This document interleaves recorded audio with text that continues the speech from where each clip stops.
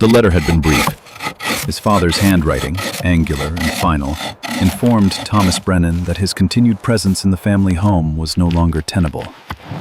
26 years old, with no wife, no prospects, and no ambition worthy of the Brennan name, meant it was time he found his own way. The house in Boston would pass to his younger brother, who had secured a position at the bank. Thomas had 1 month. He left in 3 weeks. The journey north had taken everything he had saved working odd jobs at the harbor. By the time Thomas reached the supply station at the confluence, his pockets held $18, and his pride had compressed into something dense and purposeful. The old trader, a Swede named Larsson, with fingers missing on his left hand, studied him across the counter with eyes that had measured many young men. "You got a steak?" Larsson asked. "I've got hands and a back," Thomas said. "Winter's coming early this year. You can feel it." "I'll manage." Larsson sold him an axe, a crosscut saw, a hammer, a box of nails, 50 feet of rope, 2 wool blankets, a cast-iron pot, basic provisions, and a battered rifle with 2 boxes of cartridges. The transaction left Thomas with $4.20. "There's a valley about 15 miles upriver," Larsson said, wrapping the tools in canvas. "East bank. Look for where the cliff face curves back on itself. Natural shelter there. Water. Timber. Game trails coming down from the high country." He paused. "If you're still alive come spring, I'll buy whatever furs you've got." Interior, Alaska, October 1923. Thomas found the valley on his 3rd day of walking. The terrain matched Larsson's description. A granite cliff rising 60 feet above the river, curving inward to create a series of alcoves and overhangs. The largest alcove cut back nearly 20 feet into the rock face, with a natural ceiling of stone 12 feet high at the opening, sloping down to meet the back wall. The floor was relatively level, covered in decades of leaf litter and animal droppings. A black bear had denned here once.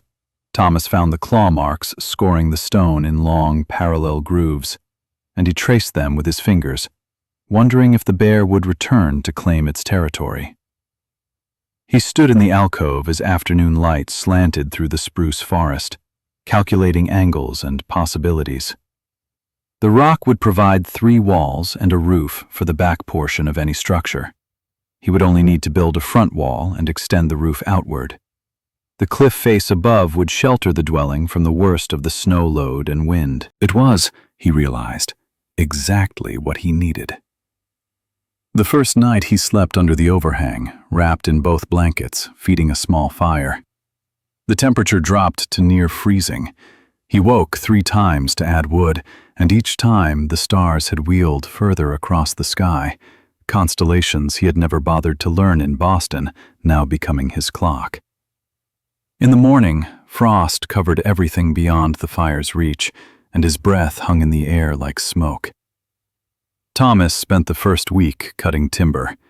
He needed logs for the front wall, smaller poles for roof beams, and quantities of firewood that seemed almost absurd until he considered that winter here might last 7 months. He selected spruce trees 6 to 8 inches in diameter, felling them with the axe, limbing them, cutting them to 14-foot lengths. The work consumed him completely. His hands blistered, the skin tearing and weeping, then hardened into calluses that built up like armor. His shoulders and back adapted to the rhythm of the axe, muscles he had never known he possessed announcing themselves with deep aches that gradually transformed into strength. He learned to read the trees, to see which way they would fall by the lean of the trunk and the distribution of branches. He learned to step aside as they came down, to avoid the widowmakers that sometimes broke loose from above. Each tree was a negotiation with gravity, and a small victory when it landed where he intended. By the end of the 2nd week, he had 40 logs staged near the alcove, arranged by size and straightness. He began construction on the front wall, digging a shallow trench in the alcove floor to set the first course of logs, breaking through the leaf litter to reach the mineral soil beneath. The side walls would tie into the existing rock faces, creating a seal. He notched each log carefully, using the axe to carve saddle joints that would lock the timbers together, checking level and plumb with a length of string and his eye.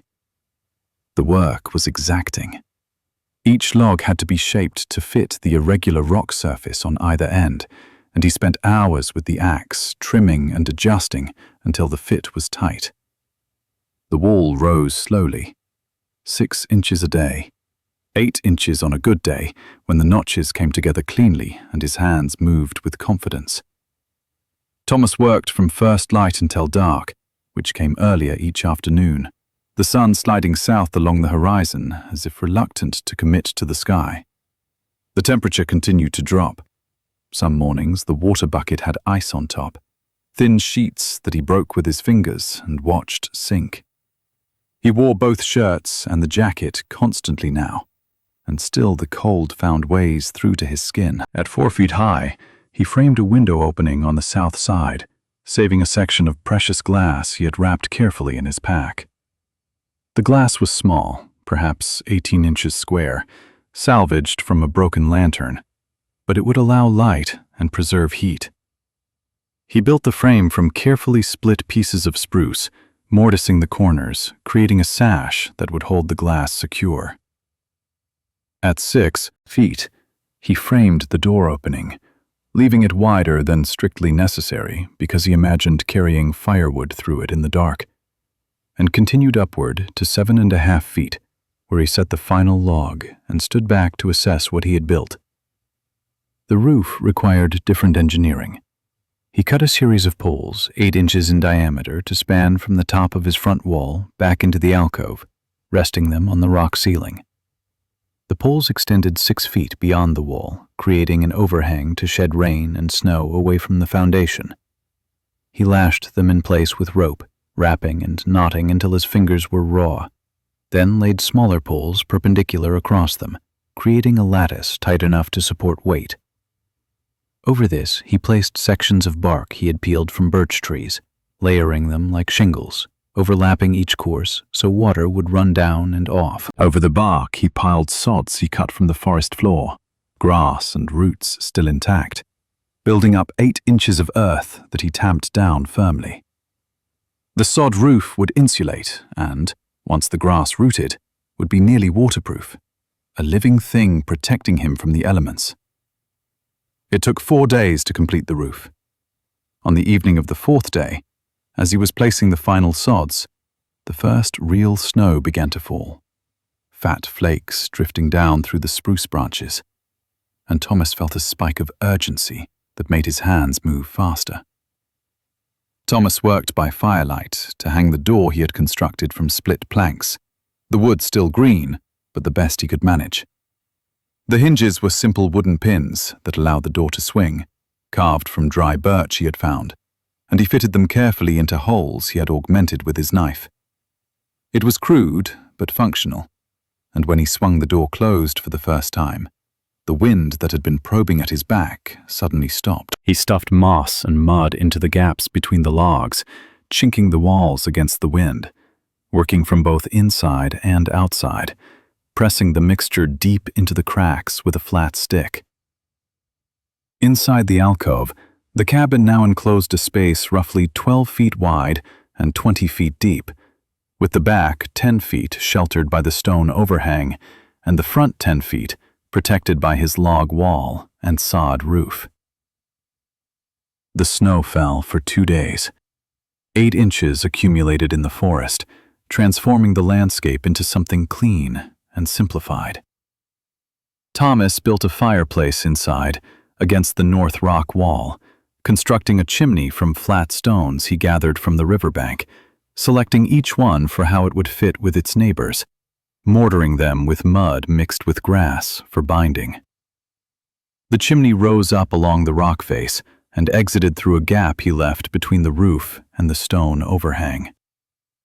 Drawing properly was a matter of trial and error. The first fire filled the cabin with smoke that burned his eyes and sent him coughing outside into the snow. He adjusted the chimney height, adding 2 feet of stone, and narrowed the opening at the top.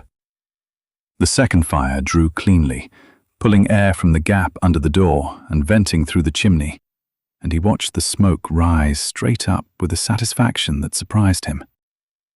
He had shelter. Now he needed food. The provisions from Larson would last perhaps 6 weeks if he was careful, rationing the flour and beans, making the coffee last by reusing the grounds. Thomas set snares along the game trails, simple loops of wire positioned at rabbit height, attached to bent saplings that would jerk the animal off the ground. He checked them each morning, walking the line he had established, looking for tracks and signs. The first 3 days produced nothing but empty snares and the growing anxiety that he did not know what he was doing. On the 4th day, he found a snowshoe hare in one of the snares, frozen stiff, its large feet splayed and its winter coat pure white, except for the black tips of its ears. He skinned it carefully, stretching the hide on a frame made from willow branches, and boiled the meat with some of his dried beans. The meal was the best thing he had tasted in weeks, and he ate slowly, making it last, sucking the small bones clean. He saw moose tracks along the river, enormous, splayed prints in the snow that sank deep and showed the dew claws. He saw wolf tracks, a pack of at least 5 animals moving through the valley in single file, the leader breaking trail and the others stepping in its prints. He saw the delicate prints of lynx, the round paws disproportionately large, and the bounding pattern of marten. 4 prints clustered together, then a gap, then 4 more. The forest was full of life, but harvesting that life required skill he was still developing through failure and observation. The rifle was a single-shot bolt action, the metal worn smooth by decades of use, the stock scarred and repaired with wire. Thomas had fired guns before, but was no marksman. He practiced by shooting at a blaze mark he cut on a tree trunk 50 yards from the cabin, a white scar in the bark the size of a dinner plate. He had 40 cartridges total. He allowed himself 10 for practice, which seemed extravagant and necessary in equal measure. By the 10th shot, he could hit the mark 3 times out of 5, and he decided that would have to be good enough. In early November, with 2 feet of snow on the ground and the temperature hovering near 0, Thomas saw a caribou on the far side of the river. It was a young bull, perhaps 300 pounds, feeding on willow shoots in the shallows, where the water still moved, dark and quick over the stones. The range was less than 100 yards. Thomas rested the rifle against a tree, controlled his breathing the way his uncle had taught him years ago, during a hunting trip he had mostly forgotten, and squeezed the trigger. The caribou took 3 steps and collapsed, its legs folding, and Thomas felt his heart hammering as he waded across the river, the current pushing at his legs, the cold water pouring into his boots. Getting the animal back to the cabin required 4 trips. Thomas butchered it where it fell, working with his knife, trying to remember the process he had seen once at a meat-packing plant in Boston, the men moving with practiced efficiency while he had watched from a catwalk. He saved everything: meat, organs, hide, sinew, even the bones, which he knew could be boiled for soup or carved into tools. The hide he scraped clean of flesh and fat, working the inner surface with the back of his knife blade until it was smooth, then stretched it on a frame.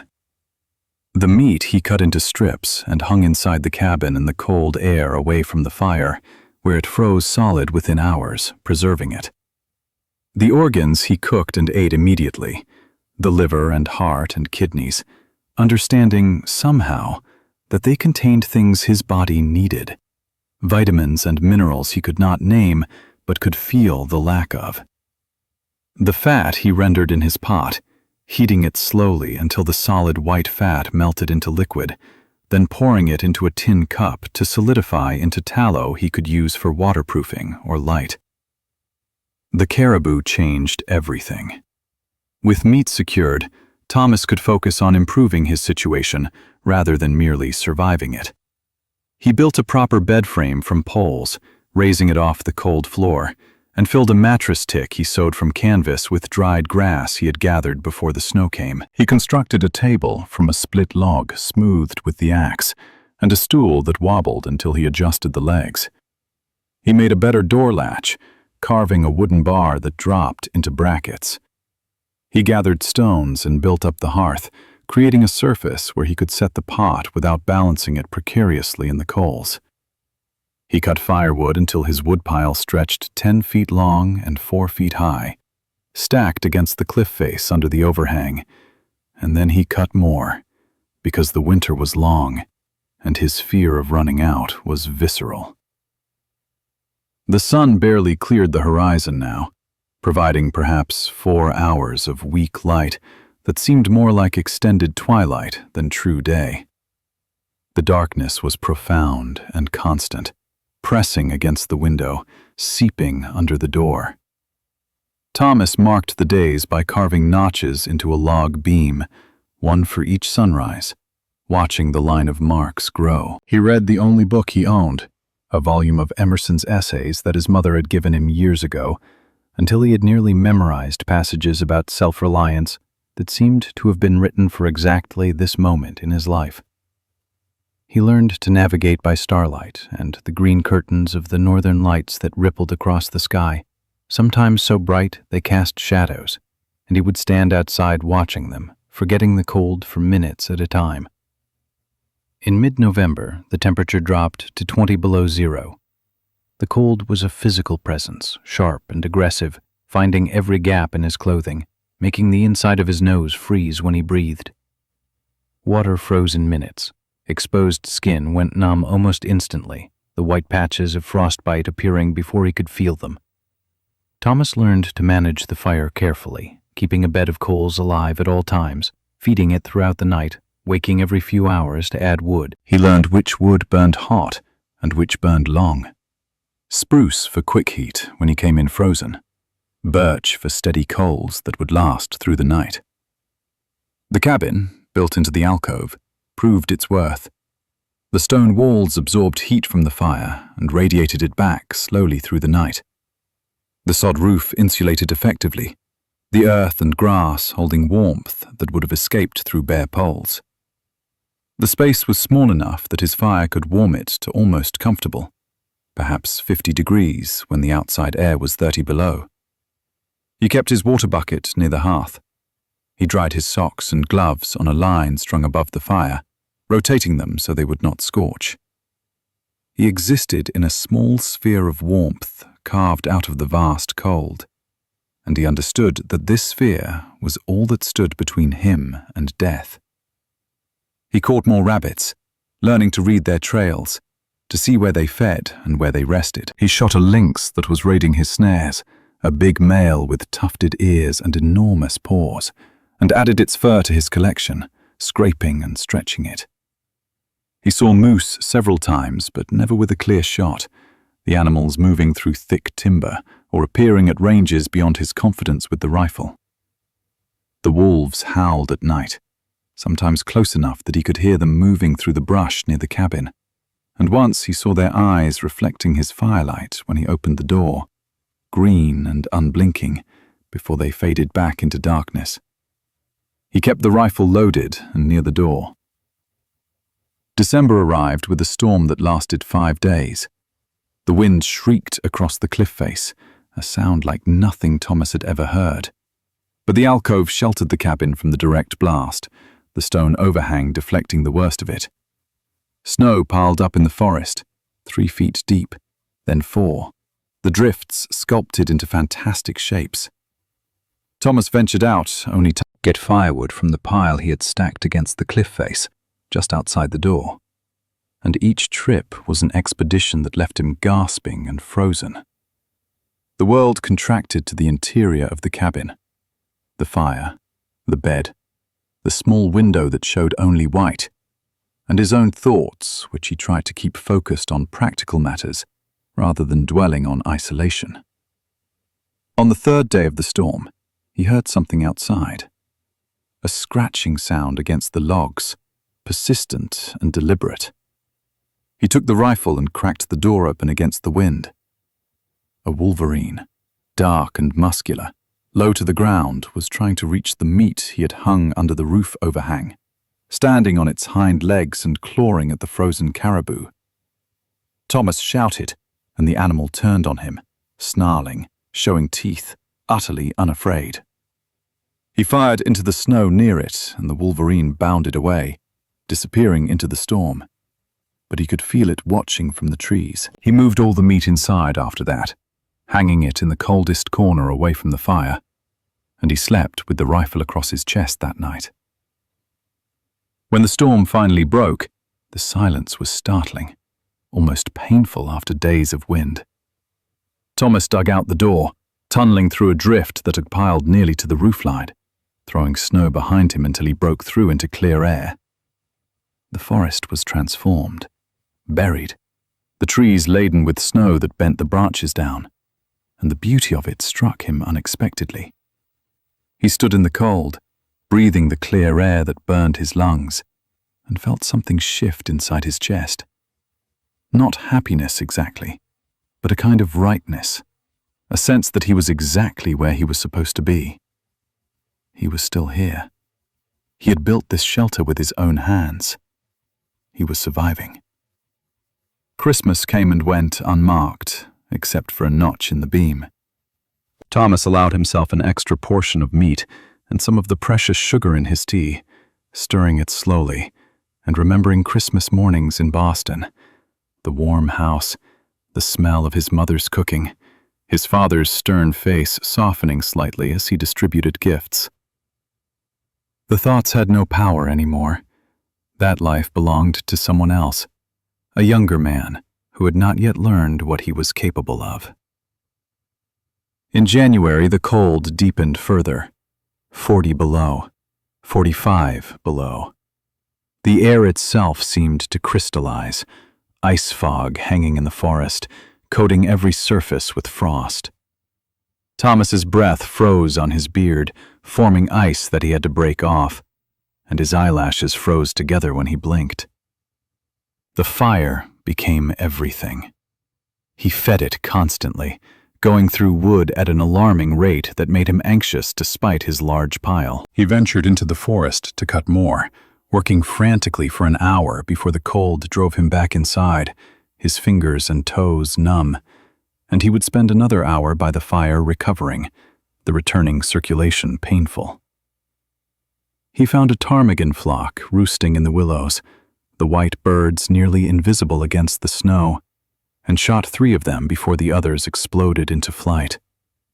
He set a deadfall trap using a technique he half remembered from a book he had read as a boy, balancing a heavy log over a baited trigger, and caught a marten, the rich brown fur undamaged.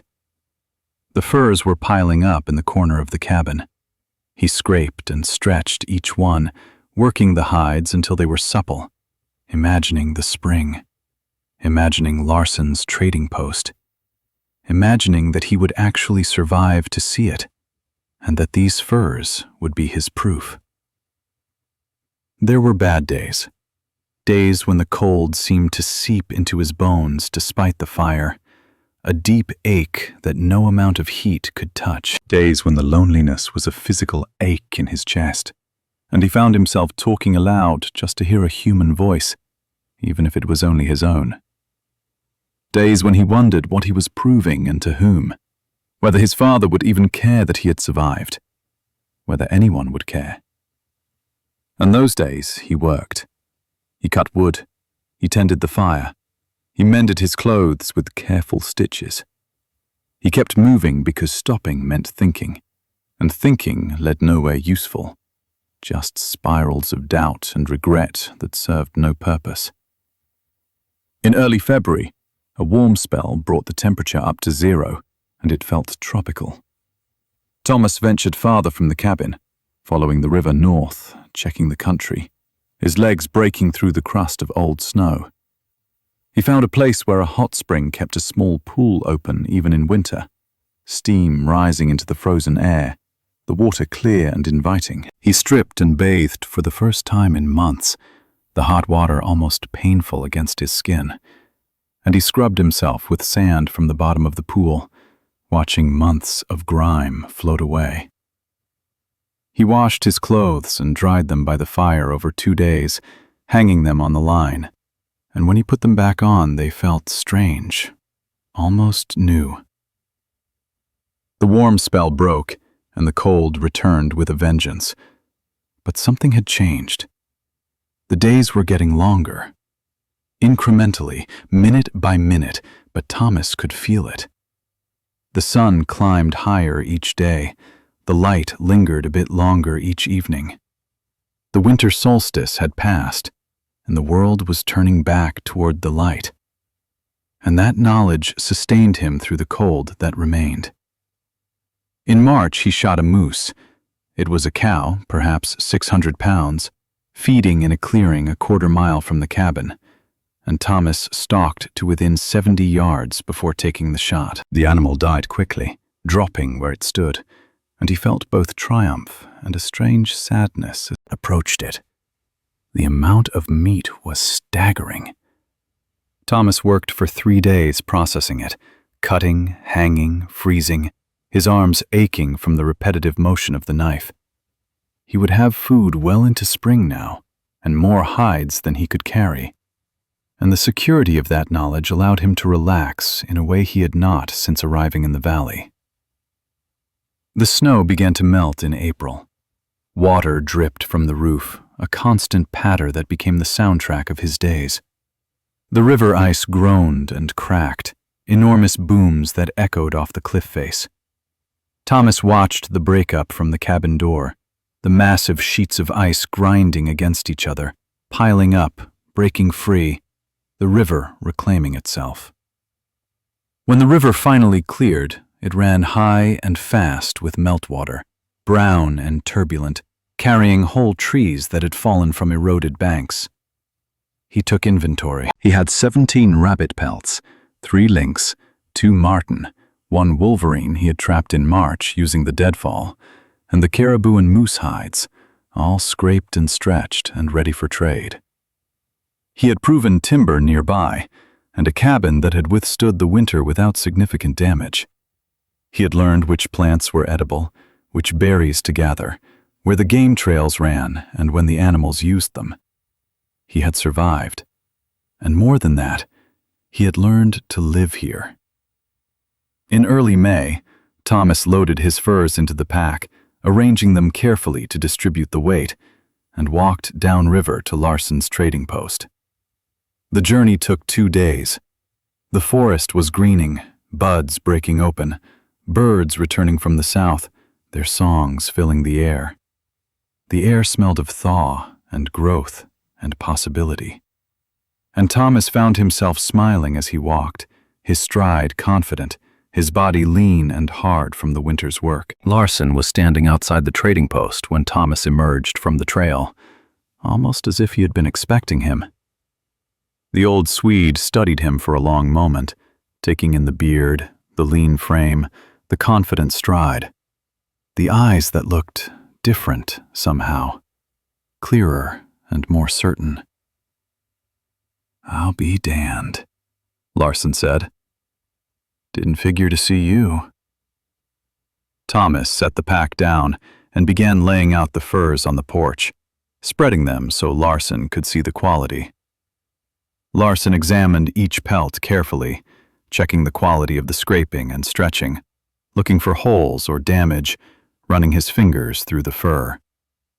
He nodded slowly. "You learned some things." "I did." "You going back up there?" Thomas looked north, toward the valley, toward the cabin built into the cliff face.